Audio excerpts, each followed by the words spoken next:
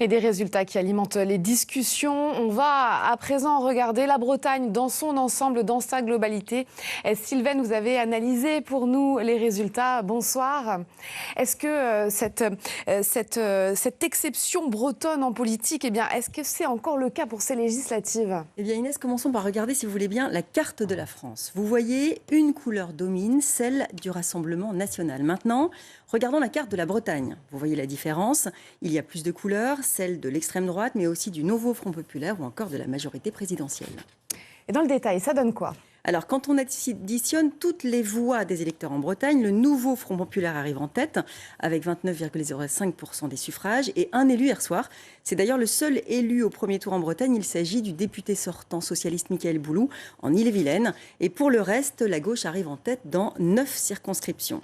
Alors, côté majorité présidentielle, cette fois, elle résiste davantage dans la région que dans le reste du pays. Elle arrive en deuxième position en Bretagne. Les candidats d'ensemble obtiennent 29,04% des suffrages.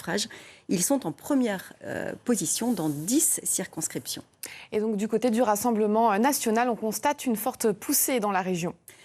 Eh bien oui, le RN obtient 26,99% des suffrages et arrive en tête dans 5 circonscriptions. Troisième force politique de la région en termes de voix, c'est la grande différence avec le reste de la France, où le parti d'extrême droite arrive en tête.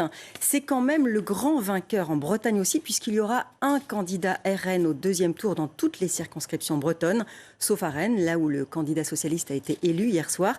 Et ça, c'est une grande première en Bretagne.